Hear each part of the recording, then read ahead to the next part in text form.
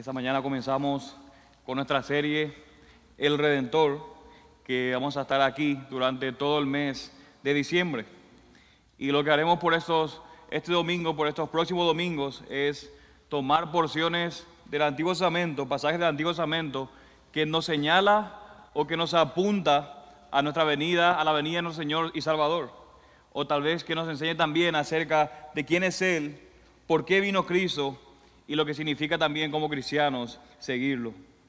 Alguien ha dicho una vez que aquellos que no conocen su necesidad y los rotos que están, no están en condiciones de regocijarse de manera correcta por la provisión del Señor por medio de sus misericordias. De igual manera, mis hermanos, nosotros como creyentes no podemos regocijarnos en la Navidad, en la venida de nuestro Señor Jesucristo, en su nacimiento, en su encarnación, hasta que nosotros no comprendamos de manera correcta cuál es nuestra situación y cuál es nuestra necesidad. Y para poder hacer eso, tenemos que volver entonces al principio de todos. Tenemos que volver al principio.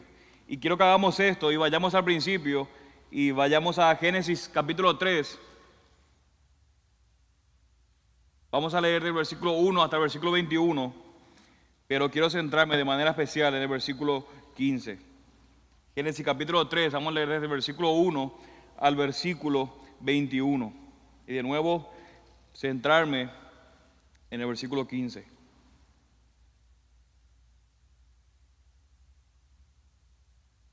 ¿Lo tienen? Génesis capítulo 3, vamos a leer la palabra del Señor. Y la serpiente era más astuta que cualquiera de los animales del campo que el Señor Dios había hecho. Y dijo a la mujer: ¿con que Dios os ha dicho, no comeréis de ningún árbol del huerto? Y la mujer respondió a la serpiente: del fruto de los árboles del huerto podemos comer, pero del fruto del árbol que está en medio del huerto ha dicho Dios, no comeréis de él, ni lo tocaréis, para que no muráis. Y la serpiente dijo a la mujer: ciertamente no moriréis, pues Dios sabe que el día que de él comáis, serán abiertos vuestros ojos y seréis como Dios, conociendo el bien y el mal. Cuando la mujer vio que el árbol era bueno para comer y que era agradable a los ojos y que el árbol era deseable para alcanzar sabiduría, tomó de su fruto y comió. Y dio también a su marido que estaba con ella, y él comió. Entonces fueron abiertos los ojos de ambos y conocieron que estaban desnudos, y cosieron hojas de higuera y se hicieron delantales. Y oyeron al Señor Dios que paseaba en el huerto al fresco del día, y el hombre y su mujer se escondieron de la presencia del Señor Dios entre los árboles del huerto. Y el Señor Dios llamó al hombre y le dijo: ¿dónde estás? Y él respondió: te oí en el huerto y tuve miedo porque estaba desnudo y me escondí. Y Dios le dijo: ¿quién te ha hecho saber que estabas desnudo? ¿Has comido del árbol del cual te mandé que no comieras? Y el hombre respondió: la mujer que tú me diste por compañera me dio el árbol y yo comí. Entonces el Señor Dios dijo a la mujer: ¿qué es esto que has hecho? Y la mujer respondió: la serpiente me engañó y yo comí. Y el Señor Dios dijo a la serpiente: por cuanto has hecho esto, maldita serás más que todos los animales y más que todas las bestias del campo. Sobre tu vientre andarás y polvo comerás todos los días de tu vida. Y pondré enemistad entre ti y la mujer, y entre tu simiente y su simiente. Él te herirá la cabeza y tú lo herirás en el calcañar. A la mujer dijo: en gran manera multiplicaré tu dolor en el parto, con dolor darás a luz los hijos, y con todo tu deseo será para tu marido, y él tendrá dominio sobre ti. Entonces dijo Adán: por cuanto has escuchado la voz de tu mujer, y has comido del árbol del cual te ordené diciendo, no comerás de él, maldita será la tierra por tu causa, con trabajo comerás de ella todos los días de tu vida.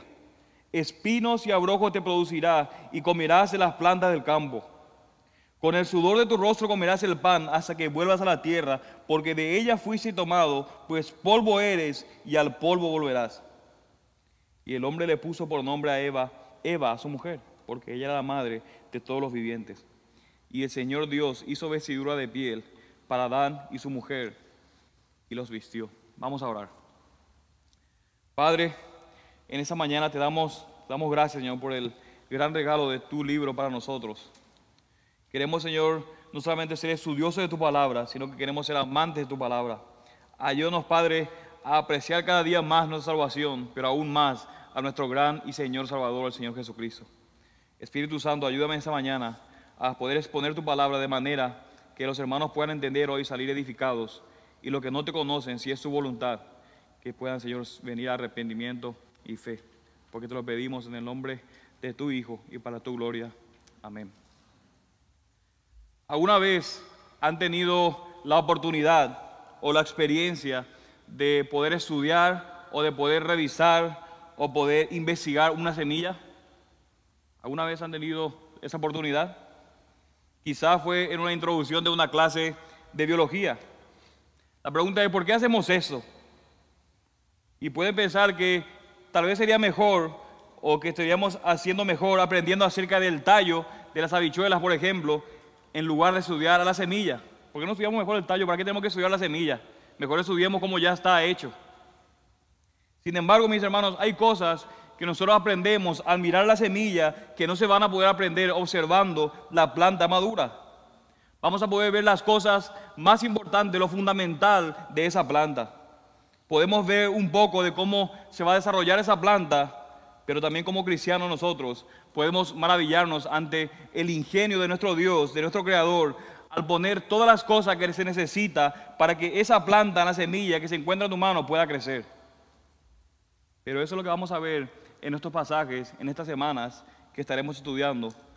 Estaremos estudiando la semilla y cómo esa semilla va creciendo para que cuando lleguemos a la planta podamos entender de una manera mucho mejor y mucho más grande. Pero antes de entrar en este pasaje, en primer lugar quiero que veamos un poco acerca del contexto en el que nos encontramos en este pasaje, Génesis 3. Si han leído los pasajes anteriores, al capítulo 3, se acordarán que Dios le dice a Adán en el versículo 16, y ordenó el Señor Dios al hombre, del capítulo 2, diciendo, de todo árbol del huerto podrás comer, pero del árbol del conocimiento del bien y el mal no comerás, porque el día que de él comas, ciertamente morirás. Ahora, ese ciertamente morirás es un hebraísmo que dice literalmente, muriendo morirás. Muriendo morirás. Y la idea es, morirás con toda certeza el día que traspases esa línea. Ahora, nosotros no sabemos qué clase de árbol era ese, el que ellos no podían comer, ni cuál era el fruto que producía. Obviamente no era una manzana, pero mis hermanos, qué árbol era y cuál era el fruto no tiene realmente la menor importancia en ese momento. Lo que importa realmente es saber que ese fruto que ellos no podían comer era un recordatorio de que ellos, los primeros hombres, Adán y Eva, no eran autónomos. Ellos no eran autónomos. Ellos estaban bajo la autoridad absoluta del soberano Dios. Y todas las cosas iban a funcionar de manera maravillosa, iba a funcionar de manera bien, mientras Adán y Eva recordaran esa verdad y actuaran acorde a esa verdad. El Dios creador había hecho un mundo maravilloso donde ellos podían disfrutar de todo lo creado, siempre que actuaran como criaturas, no como dice alguien por ahí, pequeños dioses. Pero en ese punto de la historia, nosotros sabemos que otro intérprete de la realidad entra en escena. Noten ahora el capítulo 3, del nuevo versículo 1. Y la serpiente, dice, era más astuta que cualquiera de los animales del campo que el Señor Dios había hecho. Y dijo a la mujer, ¿con que Dios os ha dicho, no comeréis de ningún árbol del huerto? Y la mujer respondió a la serpiente, del fruto de los árboles del huerto podemos comer, pero del fruto del árbol que está en medio del huerto, ha dicho Dios, no comeréis de él, ni lo tocaréis, para que no muráis. Y pueden notar, mis hermanos, que lo primero que hace el diablo es arrojar en ellos una duda o dudas acerca de la bondad y de la sinceridad de Dios al darle ese mandato. ¿Con que Dios os ha dicho, no comáis de todo árbol del huerto? No, el mandato de Dios, ¿cuál era? Ustedes pueden comer de todo árbol del huerto, menos de uno. Ustedes pueden comer todo, menos uno. Pero Satanás siempre amplía la prohibición. Dios le había dicho, coman todo, menos uno.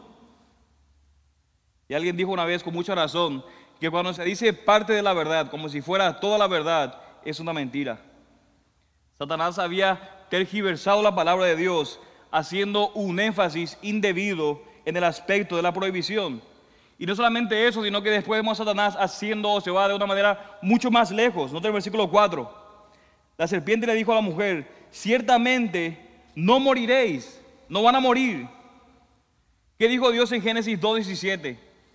Porque el día que de él comas, ciertamente morirás.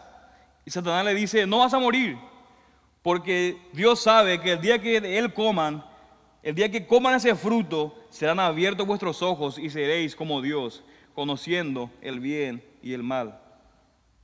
¿Cuál es la clara implicación de eso? La clara implicación es que lo que le está diciendo Satanás es, en otra palabra, Dios le había mentido a ustedes. Dios le mintió. Dios en realidad tenía una agenda escondida. La agenda oculta de Dios, le dice Satanás, es impedirle que ustedes logren alcanzar el mismo grado de independencia y de autonomía que Él tiene. Pero si ustedes logran escaparse de ese yugo de Dios que Él ha impuesto, le dice Satanás, van a ser como Dios. Serán como Él. Noten, mis hermanos, que todo lo que Satanás usó para llevar a Eva a pecar fue una idea mentirosa. Es una idea mentirosa. El diablo en ningún momento la forzó, en ningún momento amenazó a Eva para hacerle daño, sino que el diablo la atacó con una idea, porque las ideas, dice alguien, siempre tienen consecuencias. Una idea que es contraria a la verdad. Y no solamente eso, sino que luego vemos a Satanás que traspasó esa misma idea, Eva, a su marido, el cual también, al recibirla, ¿qué hizo? También lo comió. Comió de igual manera que su esposa. De manera que así es la manera en que entra el pecado en el mundo. Y eso hizo que devase por completo la raza humana. Y así se introdujo también la idolatría en la raza humana. Pero miren, mis hermanos, el problema básico del hombre. Yo sé que cuando ustedes van a predicar el evangelio o le comparten a uno de sus familiares, normalmente las personas le dicen: en realidad yo no me convierto, yo no quiero ser cristiano porque la iglesia tiene muchos hipócritas. ¿Han escuchado alguna vez eso? La iglesia está llena de hipócritas, por eso yo no quiero irme. O yo no me convierto por eso o por aquello y por lo otro, y dar un montón de excusas. Pero la realidad es que el problema básico del hombre sigue siendo esta voz que le susurra en el oído: seréis como Dios, seréis como Dios, seréis como Dios. Esta es la gran controversia que el hombre pecador tiene con el Dios vivo y verdadero. La mera idea de que exista un Dios soberano que tiene todo el derecho absoluto sobre sus criaturas es repulsiva al hombre natural. No lo pueden escuchar, no lo pueden entender. ¿Qué se cree Dios para decirme? ¿O qué se cree ese Dios para decir que es soberano y que yo tengo que someterme a Él? ¿Por qué tengo que someterme a Dios? Por eso decía Agustín de Hipona: Dios ofende el orgullo humano por el mero hecho de ser Dios. O sea, el mero hecho de que Dios sea Dios ofende al orgullo humano. De manera, hermanos, que ahí vemos nosotros el primer pecado en la historia con estos dos hombres.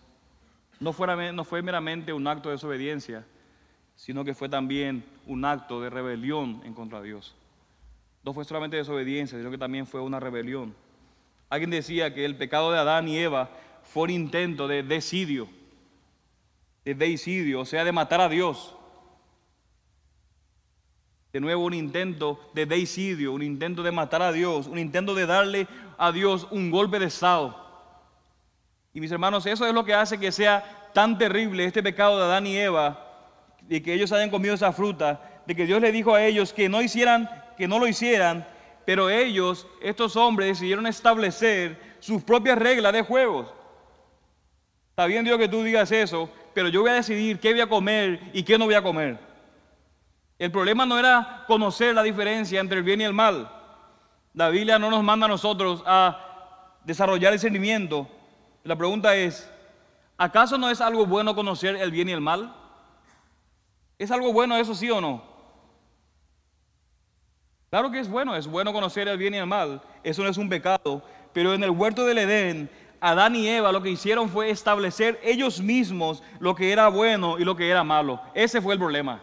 no era conocer qué es lo bueno y lo malo, sino que ellos establecer por ellos, por su cuenta, por sus reglas, qué era lo que estaba bien y lo que estaba mal. Alguien dijo muy sabiamente, el pecado de Adán y Eva fue el de querer hacer la ley, no solo quebrantarlas.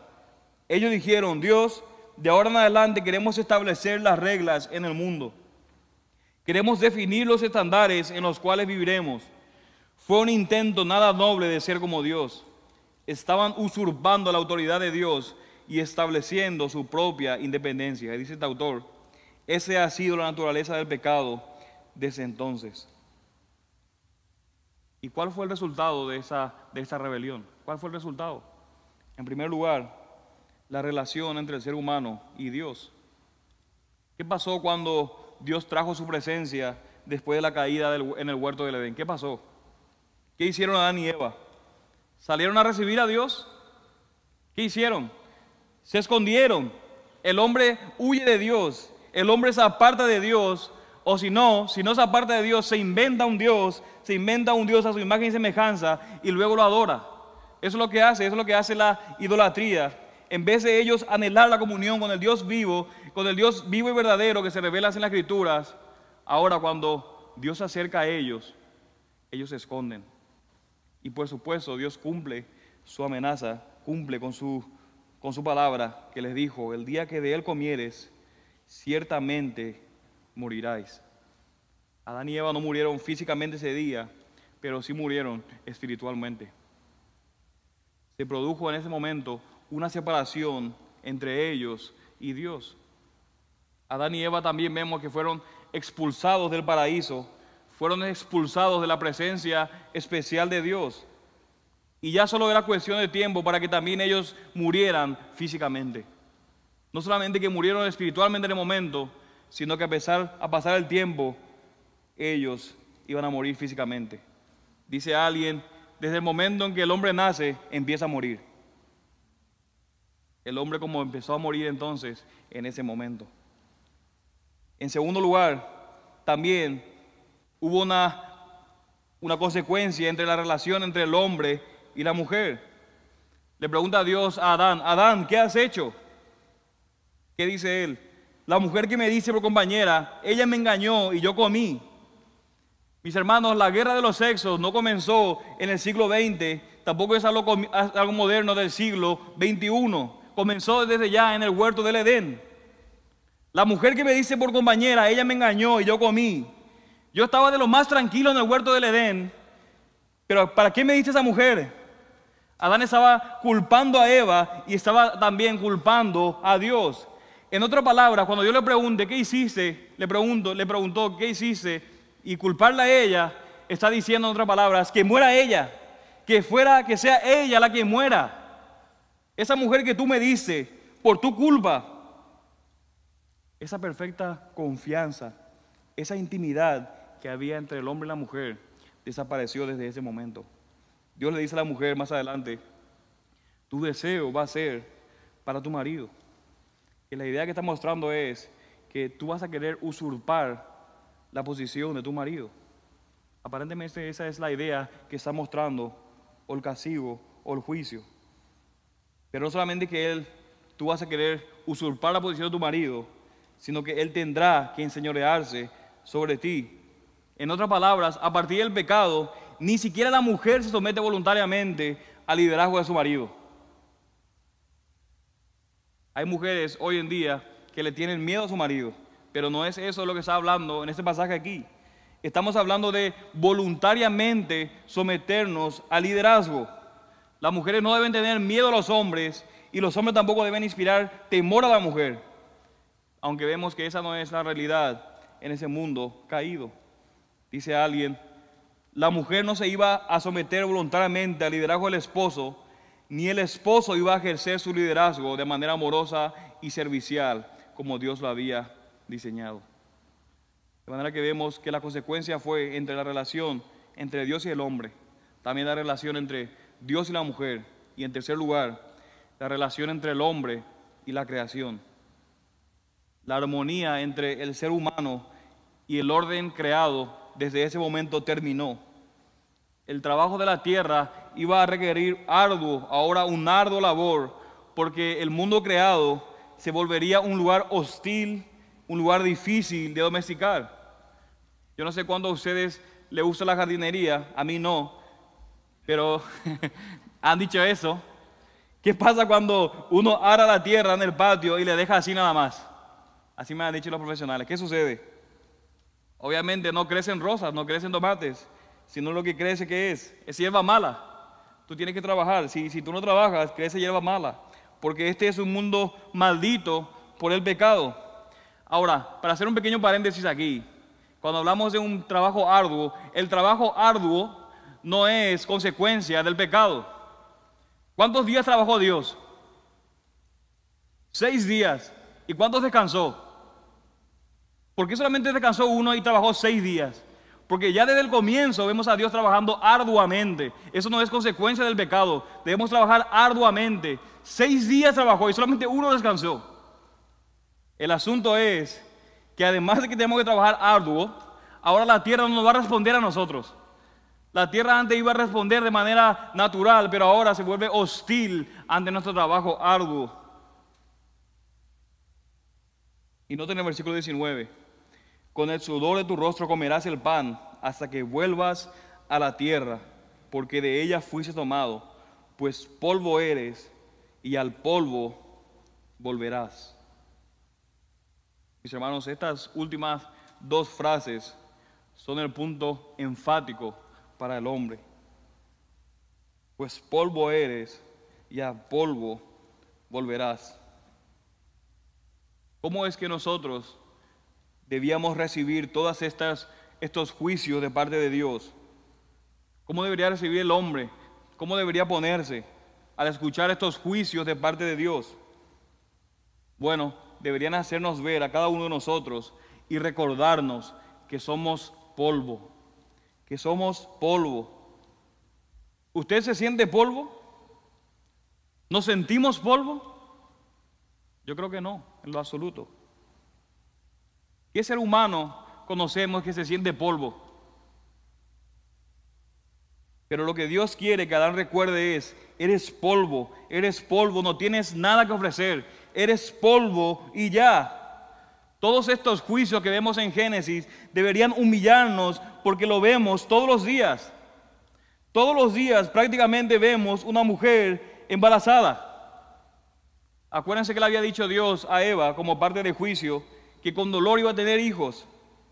Constantemente vemos mujeres embarazadas y aunque es un momento de gozo, un momento de alegría cuando nace una persona, pero debería recordarnos que somos polvo. Somos polvo. Cada vez que vemos matrimonios destruidos, cada vez que vemos mujeres queriendo tomar el liderazgo sobre su esposo, o cuando escuchamos a hombres que abusan de fuerza contra la mujer, lo que estamos viendo es: somos polvo. Es que somos polvo. O cuando escuchamos acerca del cambio climático y todos estos asuntos, acuérdense, la tierra está maldita a causa del hombre. Otra vez debería recordarnos que somos polvo. Somos polvo. Y sobre todo cuando aparecen nuevas dolencias o cuando nos enfermamos en nuestro cuerpo o cuando no tenemos la misma capacidad física que teníamos antes. Noten que el autor de Eclesiastés en el capítulo 7 dice: hay más sabiduría en un funeral que en un banquete de placer.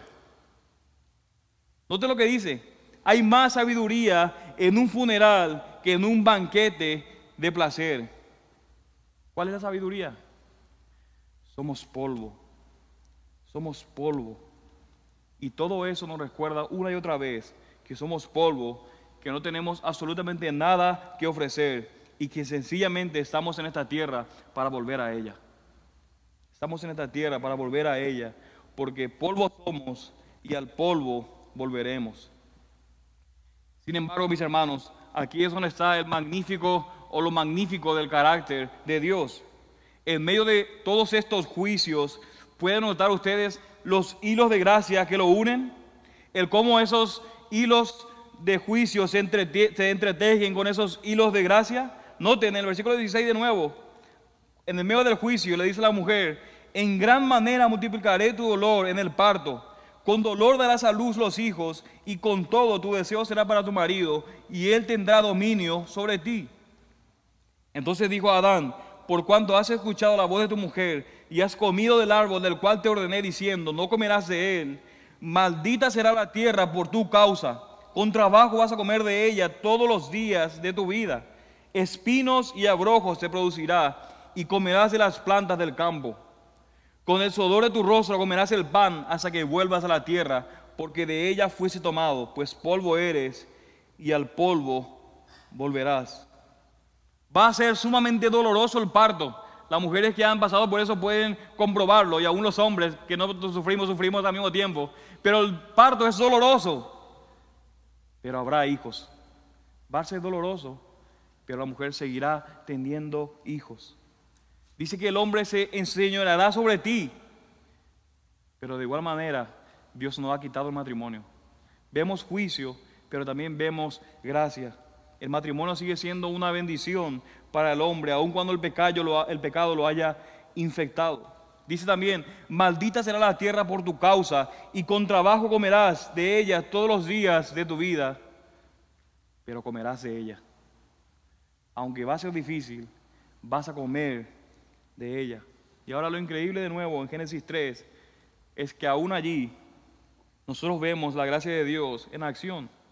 La gracia de Dios primeramente buscando a los seres humanos pecadores. Vemos que Dios es el que está buscando al hombre, llamándolos a volverse a Él. Dios muestra su misericordia de una manera mucho más todavía. Noten en el capítulo 3 de nuevo. ¿Saben cómo? En todos estos pasajes: enjuiciando a la serpiente. Esa es la manera que nosotros vemos aún mucho más la gracia de Dios. Notemos el juicio de la serpiente ahora. Y obviamente ese juicio a la serpiente en el versículo 15 genera muchas dudas. Estoy seguro de que en algún momento de sus vidas han discutido acerca de estos temas de la serpiente. Pero noten en el versículo 14: y el Señor Dios dijo a la serpiente: por cuanto has hecho esto, maldita será más que todos los animales y más que todas las bestias del campo. Sobre tu vientre andarás y polvo comerás todos los días de tu vida. Y primeramente que quiero señalar es que tenemos que entender que Dios no está maldiciendo a la serpiente como animal. Y hay muchas posiciones en cuanto a eso. Muchos dicen que a la serpiente, otros dicen que no. Yo creo que en cuanto a mí, yo me inclino a la posición de que Dios no está maldiciendo a la serpiente como animal. Aquí yo creo que hay algo más allá de todo eso. Inclusive históricamente podemos pensar y decir que la serpiente no se ve como un animal maldito. Para mí, el sapo es más maldito que la serpiente, me da más terror que la serpiente. Pero ustedes pueden ver aún en muchas culturas y en muchas civilizaciones han visto aún a la serpiente como un animal sagrado. Si ustedes se acuerdan de Egipto, una de las características del sombrero del faraón que tiene ahí, una serpiente, era un animal sagrado para ellos. De manera de nuevo que yo no creo que está diciendo aquí que de ahora en adelante, en el transcurso de la historia, la serpiente va a ser un animal maldito. Yo no creo que sea esa la razón, y hay varias razones para eso. Yo creo que Dios está hablando específicamente a Satanás. Y si vamos al punto de la maldición, nos damos cuenta de que en la maldición es más que simplemente a un animal. Y notemos primeramente cuál es la maldición en sí. Las últimas 3 líneas del versículo, noten: sobre tu vientre andarás y polvo comerás todos los días de tu vida. La pregunta es, ¿qué significa eso? De nuevo, seguramente usted ha estado en una conversación en la que se ha argumentado que tal vez la serpiente al comienzo de los tiempos tenían patas. ¿Han escuchado acerca de eso o no? Tal vez usted mismo haya dicho eso. Yo creo que la serpiente se veía como un lagarto. Ha dicho un montón de cosas y puede ser que sea posible eso. Pero de nuevo, yo no creo que ese sea el punto aquí. Puede ser que haya tenido patas, puede que no, o puede que su condición sencillamente ahora signifique otra cosa. De nuevo, puede que tenga patas antes, puede que no haya tenido patas, o puede que sencillamente su condición en la que se encuentra ahora signifique otra cosa. Y eso pasa muchas veces en la Biblia. Por ejemplo, en Génesis capítulo 15 podemos notar la circuncisión. La circuncisión. La circuncisión era algo muy normal en el tiempo de Abraham. La gente de alrededor lo practicaban de manera normal. La circuncisión era algo normal. Pero ahora para los israelitas en ese momento va a significar algo nuevo. Ellos ya lo estaban practicando, pero ahora va a significar algo nuevo. Y puede que esta sea la situación aquí en el pasaje en el que estamos. La serpiente ya está en esa condición en la que está, pero ahora va a significar algo nuevo. Y lo que quiero que entendamos es que Dios en ese momento está hablando en términos metafóricos. Y quiero mostrarles que también nosotros también hablamos de esa forma. Por ejemplo, si yo le digo, ayer dos personas se dieron una pela, diría el puertorriqueño, se agarraron a golpes, se pelearon, y uno de los dos le hizo morder el polvo al otro. ¿Usted qué entiende? Obviamente yo no creo que usted entienda que lo que yo estoy diciendo es que uno agarró, le puso la cabeza en la tierra y le hizo tragar polvo, ¿verdad? Si lo entiende así, perdóneme, pero eso no es lo que estoy tratando de decir. La idea de esa ilustración es que esta persona le ganó, que esa persona lo derrotó. Bueno, eso yo creo que es exactamente lo que está pasando en este pasaje. ¿Qué es esto de andar sobre el polvo y que va a andar sobre su vientre? Y quiero que vayan, por ejemplo, rápidamente en Salmo, capítulo 72, versículo 9, en donde en palabras similares va a decir lo mismo. Dice el salmista en el capítulo 72, versículo 9 del libro de los Salmos. Dice, dobléguense ante él los moradores del desierto, hablando de los enemigos de Dios. Y noten lo que dice, y sus enemigos laman el polvo. Esa es la idea que está mostrando en Génesis 3. La serpiente acostada, estando sobre su vientre o andando sobre su vientre, lo que va a implicar es derrota. Comiendo polvo implica derrota. Por ejemplo, nosotros sabemos que una serpiente para atacar, ¿qué es lo que hace? Es levantarse. Lo que hace para atacar es levantarse. Piensen en una cobra, por ejemplo. Si usted ve una cobra ahí enfrente, con su cabeza levantada, lo más probable que usted va a hacer es que va a correr por su vida. ¿Es cierto o no es cierto? Claro que sí. Pero, por ejemplo, si está en el piso, deslizándose así nada más, sin levantarse, yo creo que de igual manera va a salir corriendo, pero no es tan claro de que esa serpiente lo va a atacar. ¿Es cierto o no es cierto? Es así. De manera que el punto del ofensivo de la serpiente es cuando está levantada. De manera que lo que está expresando este pasaje es, Satanás va a ser derrotado. Satanás va a lamer el polvo, va a comer el polvo y arrastrarse sobre su vientre. ¿Por qué?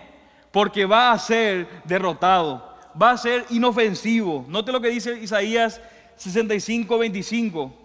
Obviamente en el contexto de este pasaje está hablando acerca de el nuevo cielo y la nueva tierra, pero notan cómo va a ser esa realidad. Isaías 65, 25 dice, el lobo y el cordero pasarán juntos, y el león como el buey comerá paja, y para la serpiente el polvo será su alimento. O sea que el león, ¿qué va a hacer? Va a ser inofensivo, y para la serpiente el polvo será su alimento. Noten, después de eso dice, no harán mal ni dañarán en todo mi santo nombre, dice el Señor.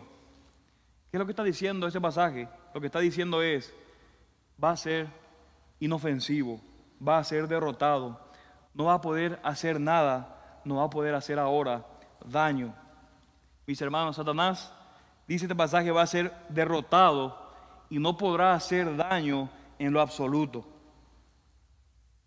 Va a ser derrotado y no podrá hacer daño. Entonces uno se pregunta, pero entonces, ¿cuándo va a pasar eso? Que Satanás va a ser derrotado. Bueno, en cierta forma, en este punto, ya Satanás lo era. No solamente que va a ser, sino que en cierto punto ya lo era. Y me encanta la expresión de Joe Piper que dice, Satanás es como un perro rabioso amarrado que Dios le suelta y le quita cuerda cuando quiere. Y eso lo vemos, por ejemplo, en Job. O en Lucas, cuando Satanás pide por Pedro para esa palabra es difícil, zarandearlo como a trigo.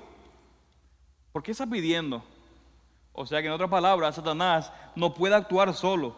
siempre tiene que pedir y tienes que esperar bajo la potestad de Dios para que tal vez Dios le dé la oportunidad, si Él lo decide, de hacer algo o de no hacerlo.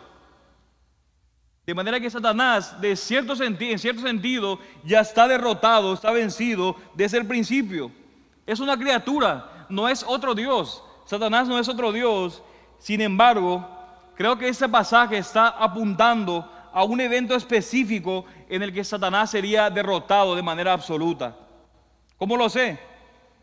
Noten el versículo 15, el versículo lo dice, y este versículo 15, que es el tema principal de nuestro sermón, el versículo principal, y que es uno de los versículos más importantes en todas las Escrituras. Noten lo que dice: y pondré enemistad entre ti y la mujer, entre tu simiente y su simiente. Él te herirá la cabeza y tú lo herirás en el calcañar. De nuevo, lo primero que quiero que noten ahí es que está hablando de la serpiente, o a la serpiente como Satanás, y de la mujer, y que habrá entre Satanás y la mujer una enemistad entre ellos.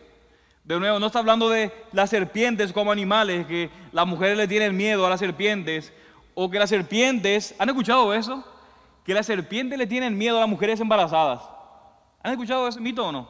En Paraguay lo dicen así, que las serpientes le tienen miedo a las mujeres embarazadas, haciendo eco de estos pasajes. Pero ese no es el punto en lo absoluto en ese pasaje. Lo que está hablando es acerca de Satanás, no de la serpiente. Está hablando acerca de Satanás. Satanás va a entrar en una enemistad contra la mujer, y no solo con la mujer, sino que dice el pasaje, con la simiente de la mujer. La simiente de Satanás estará en enemistad con la simiente de la mujer. ¿Y simiente qué es? ¿Qué es esto de simiente? Bueno, es descendencia. Es descendencia. La descendencia de Satanás será siempre, o estará siempre, en enemistad. Va a estar siempre en guerra contra la simiente de la mujer. Dice que va a haber una guerra allí. Y de hecho, desde este punto podemos reconocer cómo en la Biblia, la raza humana se empieza a dividir en dos. Desde este punto en adelante, la raza humana se divide en dos: la simiente de la mujer y la simiente de la serpiente. La simiente de la mujer y la simiente de la serpiente. Por ejemplo, cuando leemos en Génesis capítulo 4, que habla de Caín y que tuvo sus descendientes, dice, y esos descendientes eran descendientes de la serpiente. Pero por otro lado está de Set, que era la simiente de la mujer, de donde viene ¿quién? Noé. Y luego después de Noé viene Acam y Sem. Y vemos nuevamente las descendencias que hace las Escrituras, la diferencia. Y después vemos cuando Jesús confronta a los judíos, les dice: ustedes no son hijos de Dios, sino que son hijos de su padre, el diablo. O como primera de Juan, cuando habla de Caín como el hijo del diablo. De manera que nosotros podemos ver en la Biblia, podemos empezar a notar una relación, una guerra que siempre hay entre la simiente de la mujer y la simiente de la serpiente. La simiente de la mujer, que son los hijos de Dios, y la simiente de la serpiente. Hay una enemistad entre ellos. Ahora, las últimas dos líneas de estos versículos son muy notables del capítulo 15. Quiero que fije la atención en un momento, y aunque va a parecer algo que no tiene sentido al comienzo, va a tener sentido después. Si usted tiene Reina Valera, ¿quién tiene Reina Valera aquí? Levante la mano, los culpables. No, no es cierto. La Reina Valera. Si usted tiene Reina Valera, usted va a notar que cuando yo leí ese pasaje, le pareció raro la manera en que dice. Por ejemplo, en la Biblia de las Américas dice: él te herirá en la cabeza y tú le herirás en el calcañar. Si usted tiene Reina Valera, dice: esta le herirá en la cabeza. Hay una diferencia. Ahora, ¿qué es lo que sucede aquí? Lo que sucede es que en español, simiente es femenino. En español, simiente está en femenino. Entonces la lectura natural o la lectura lógica de este pasaje sería: la simiente, esta simiente o la simiente de la mujer te herirá en la cabeza. Pero en hebreo, esta palabra es en masculino, simiente es masculino. Entonces la lectura natural en hebreo es masculino, pero en griego es neutro. Ahora esto es importante y ya les voy a explicar por qué, aunque no tenga sentido. Lo interesante en el hebreo no es que diga él porque es masculino, porque eso sería la lectura natural o lógica. La simiente es masculino. Entonces la lectura natural sería, si está en hebreo porque es masculino, él. Pero lo que es interesante es que aunque está masculino, es que sea en singular. Eso es lo interesante de esa palabra. Si usted dice la descendencia de alguien, esto puede implicar ¿qué? Muchas personas. Pueden implicar muchas personas, puede indicar ellos, las descendencias de la mujer, toda la descendencia de la mujer, ellos, los descendientes de la mujer. Y así vemos que se utiliza estas palabras en la Biblia. Pero es notable que aquí se utiliza, o la manera en que lo usa es en singular. Ahora la pregunta es, ¿por qué les dije lo que de griego es neutro? Bueno, en el tiempo de Alejandro Magno tradujeron el Antiguo Testamento en griego. A esa traducción se le llamó la Septuaginta. Es la Septuaginta que es la que utilizó Jesús y lo demás. Ahora, la traducción normal de ese pasaje en griego sería decir algo en neutro, en vez de decir él, porque dijimos que en griego está en neutro. Pero dice él, en masculino. Y es como si los traductores hubieran entendido de que aquí está hablando no de muchas descendencias, sino de uno que viene de la descendencia de la mujer. Y creo que cuando nosotros consideramos todas las escrituras como un todo, podemos concluir que eso es lo que está hablando este pasaje. Viene alguien, no todos, no la simiente, sino que viene una persona de la simiente de la mujer que al final él mismo de hecho va a ser llamado simiente. Como en Gálatas 3, cuando Pablo le dice, fíjense que no dice simientes, dice la simiente, es decir, Cristo. De manera que está hablando de uno que viene de la simiente de la mujer, que ese uno es el que va a herir la cabeza de la serpiente, es decir, este uno es el que va a aplastar la cabeza y al hacerlo se ha herido en el calcañar. Y muy posiblemente lo que indica eso es que va a morir. Ahora, es la simiente la que va a aplastar la cabeza de Satanás. Así que tú no estés más cantando por ahí que vamos a aplastar la cabeza de Satanás. Hasta hay una canción acerca de eso. Porque nosotros no estamos llamados a aplastar la cabeza de Satanás. Es Cristo, es uno el que está llamado a hacerlo eso. No ustedes, ni yo. De manera que está hablando de nuevo de un evento. ¿Cómo va a ser la maldición de la serpiente? Satanás va a ser derrotado y va a ser doblegado. ¿Y cómo va a suceder eso?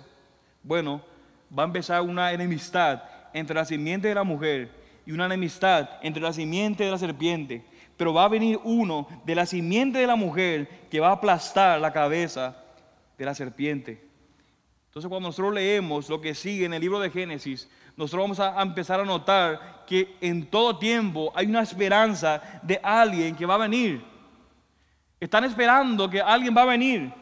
Nace Caín, por ejemplo, y Eva dice, he adquirido varón con la ayuda del Señor. Después Caín mata a Abel, y entonces al final del capítulo 4, en el versículo 25 dice, y conoció a Adán otra vez a su mujer, y ella dio a luz un hijo.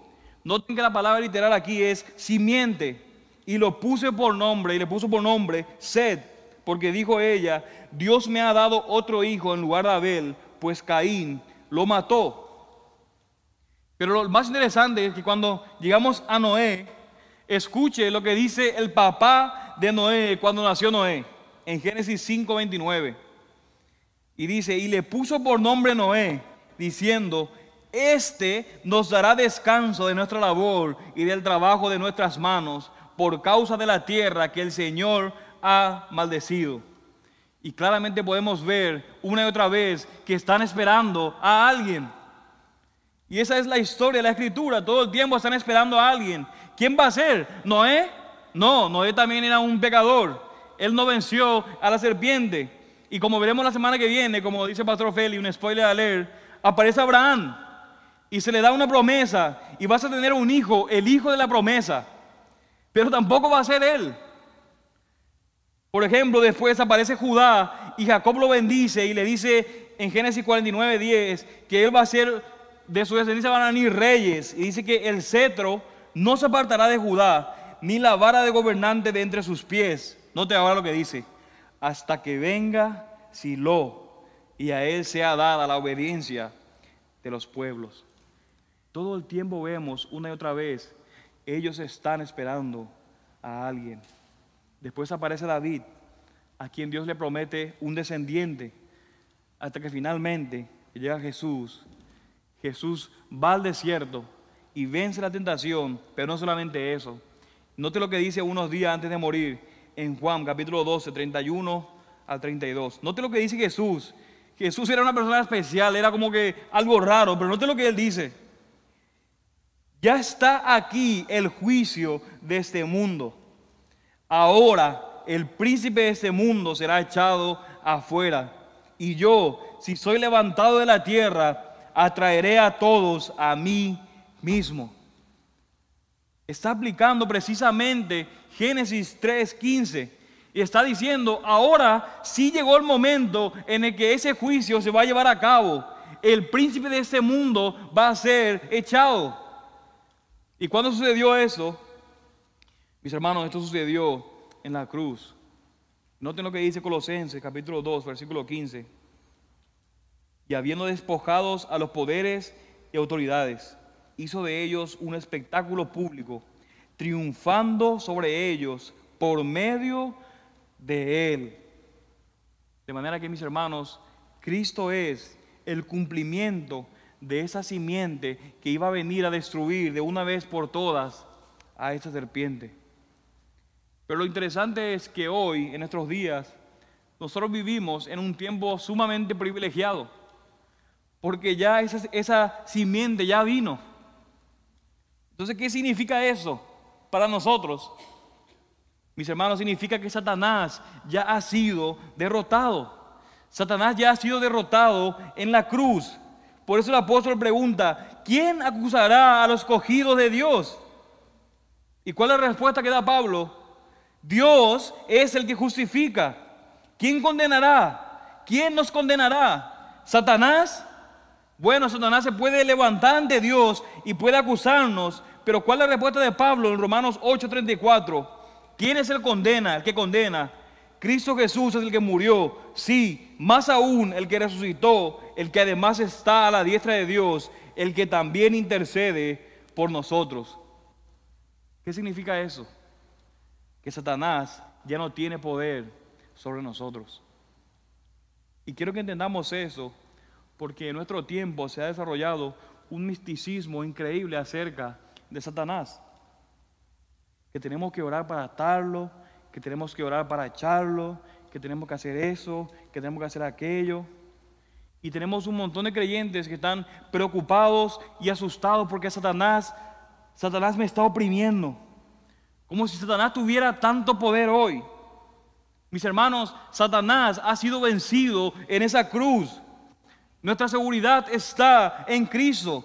Cristo ya venció a la serpiente. O usted cree en las Escrituras o usted no cree en las Escrituras. Eso es todo. Por eso cuando Pablo termina la carta de Romanos, note lo que dice: y el Dios de paz aplastará pronto a Satanás. Note lo que dice ahora: debajo de los pies de Cristo. Dice: debajo de vuestros pies. Y note lo que significa: que ahí los pies no son de Jesús, sino de la iglesia, de los creyentes. En otra palabra, Pablo está diciendo: Cristo ya pagó. Mis hermanos, Cristo ya venció. Ustedes pueden vencer a Satanás porque ya Él está vencido. Y de hecho, mis hermanos, esperamos el día en que Cristo regrese y Satanás sea definitivamente echado de esta tierra y no haga más daño. Pero acuérdense las palabras de John Piper: Satanás es como un perro que está atado en una cadena.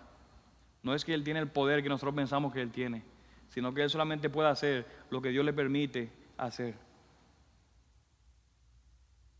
De manera que la maldición de la serpiente es la derrota de Satanás. Ese es el significado de la maldición de la serpiente, la derrota de Satanás, pero por otro lado es la esperanza de la victoria de la simiente de la mujer. Y quiero que noten de nuevo cómo en medio del juicio, otra vez, hay tanta gracia en este capítulo 3. Si nosotros pensamos en juicio, la primer pasaje que nos aparece en la mente es Génesis 3. Pero quiero que noten cómo hay tanta gracia en medio de tanto juicio. Dios está juzgando, pero en medio de eso está dando gracia para su pueblo. Y quiero que veamos algo más que sucede en nuestro texto, que yo estoy seguro que ninguno de nosotros nos esperamos. Si usted no conociera este pasaje, si usted nunca hubiera escuchado Génesis 3 o la historia, si usted empieza a leer desde el versículo 14, usted no esperaría nunca lo que va a pasar ahora. Entonces de nuevo, desde el versículo 14. Y el Señor Dios dijo a la serpiente: por cuanto has hecho esto, maldita serás más que todos los animales y más que todas las bestias del campo. Sobre tu vientre andarás y polvo comerás todos los días de tu vida. Y pondré enemistad entre ti y la mujer, y entre tu simiente y su simiente. Él te herirá la cabeza y tú lo herirás en el calcañar. A la mujer dijo: en gran manera multiplicaré tu dolor en el parto. Con dolor darás a luz los hijos. Y con todo tu deseo será para tu marido, y él tendrá dominio sobre ti. Entonces dijo a Adán: por cuanto has escuchado la voz de tu mujer, y has comido del árbol del cual te ordené diciendo: no comerás de él, maldita será la tierra por tu causa, con trabajo comerás de ella todos los días de tu vida. Espinos y abrojos te producirá, y comerás de las plantas del campo. Con el sudor de tu rostro comerás el pan hasta que vuelvas a la tierra, porque de ella fuiste tomada, pues el polvo eres, y al polvo volverás. Pero quiero que noten, mis hermanos, que en medio de este sombrío juicio, los dos últimos versículos van a haber dos eventos ahí que no parecen encajar en lo absoluto. Dos eventos que son sorpresivos. Noten los versículos 20 y versículo 21. Lo que veremos aquí es la gracia de Dios recibida. Noten el versículo 20. Dice: y el hombre le puso por nombre Eva a su mujer, porque ella era la madre de todos los vivientes. Este es el primer evento. Ahora, quiero que noten lo interesante de ese evento. Adán le pone nombre a su esposa y le llama Eva. ¿Qué significa Eva? Significa vida o significa viviente. Literalmente se puede traducir como vida, la palabra Eva. Y por eso le pone Eva y al final le da la explicación, porque ella es la madre de todos los vivientes. Ahora quiero que noten, mis hermanos, lo paradójico y lo extraño de esto. No lo contradictorio, lo paradójico. Adán acaba de escuchar lo siguiente: vas a volver a la tierra, vas a volver al polvo, porque el polvo eres y polvo vas a ser, polvo volverás a ser. Escucha a Adán este juicio y Adán piensa: bueno, entonces voy a poner a mi esposa a vida. ¿No debió ponerle muerto o engaño o algo así que comunique lo que está pasando en ese momento? ¿Por qué le pone vida? Mis hermanos, creo que la respuesta es porque Adán entendió Génesis 3:15. En medio de este juicio hay vida.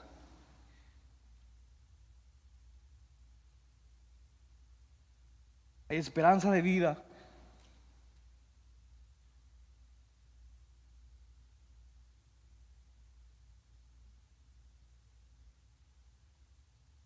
Por medio de uno que va a venir a través de ella. Así que ella es, Eva, es vida. Pero además noten el versículo 21, que es el cierre de esto. Dice el versículo 21, el Señor Dios hizo vestiduras de piel para Adán y su mujer y los vistió.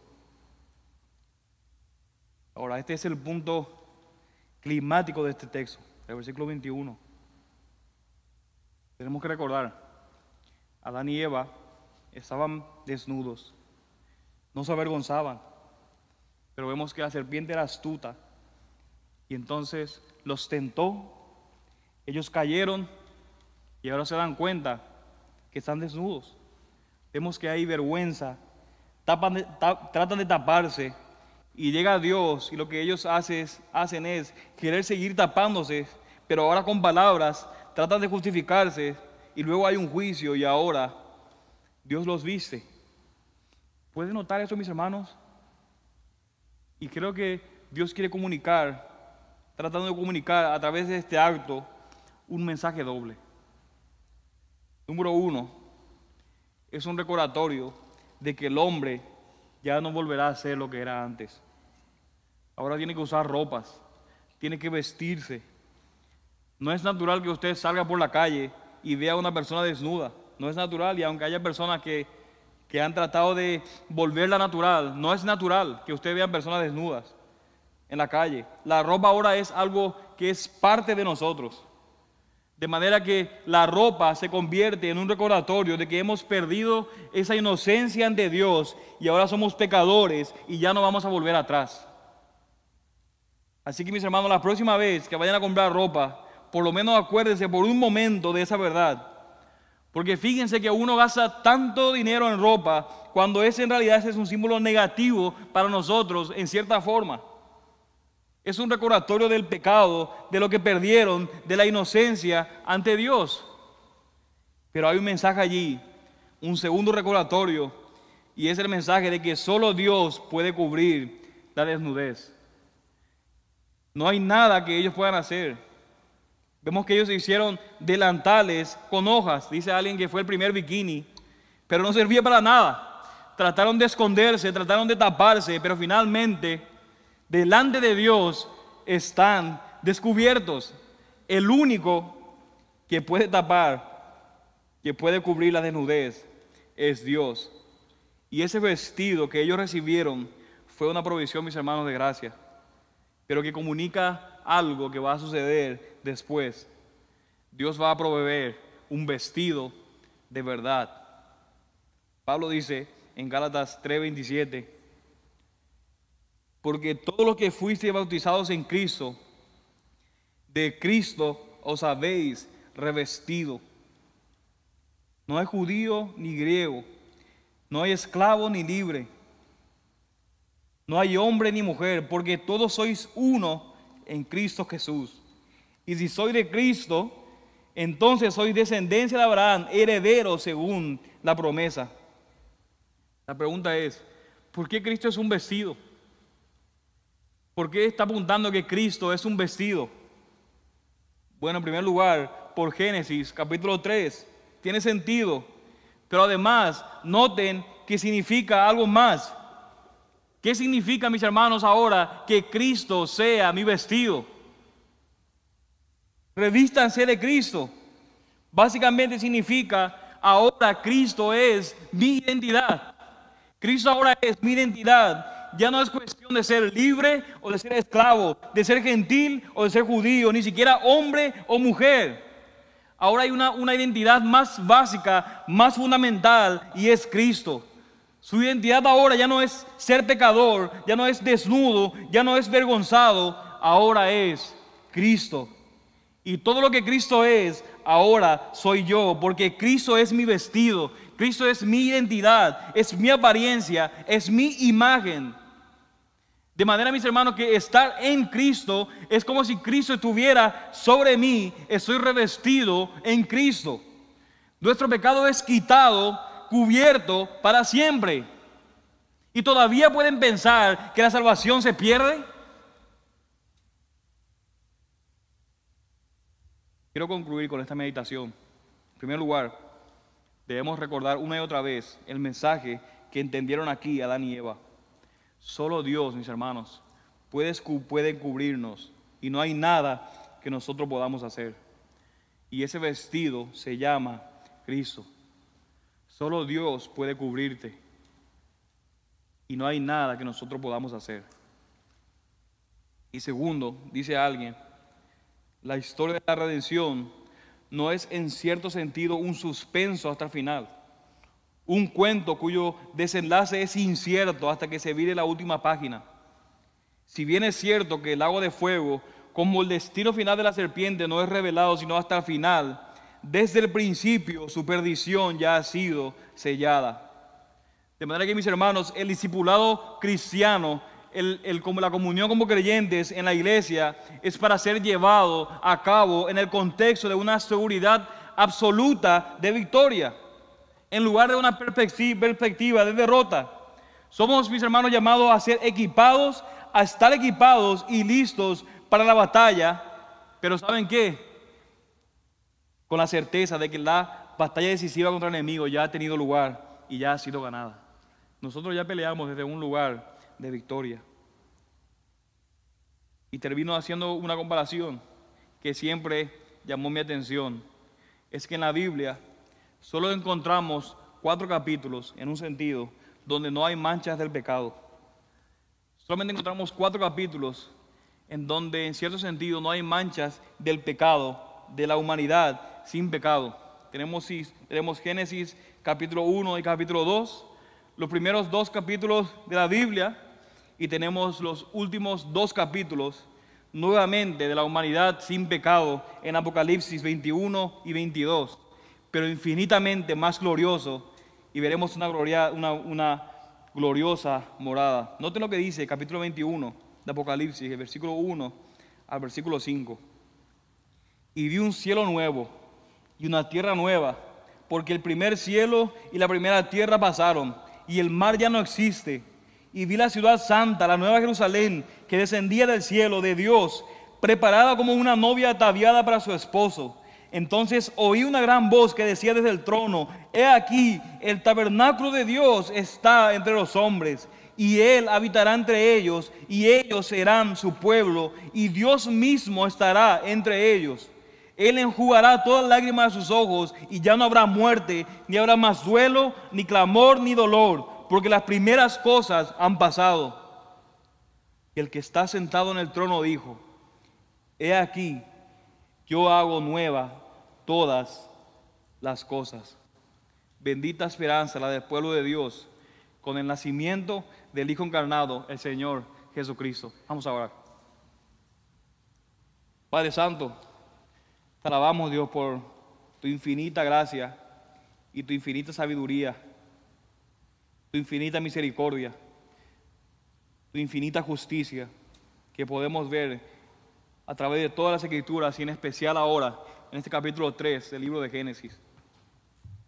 Porque cuando éramos pecadores, porque cuando nos rebelamos en contra de ti, porque cuando quisimos poner nuestras propias leyes, quisimos ser nuestro propio Dios, aún así, Señor, tú nos has buscado y nos has cubierto, Señor.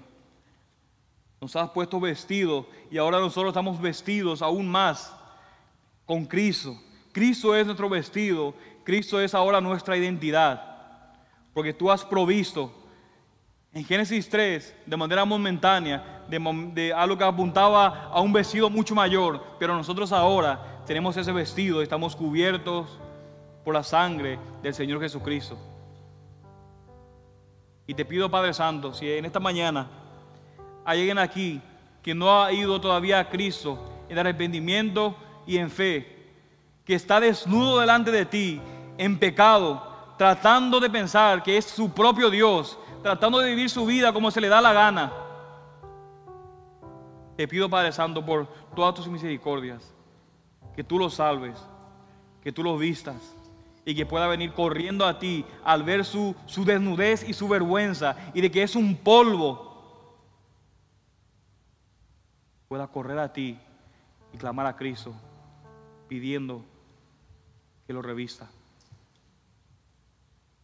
Porque te lo pedimos, Padre, en el nombre de tu Hijo y para tu gloria. Amén, amén, amén.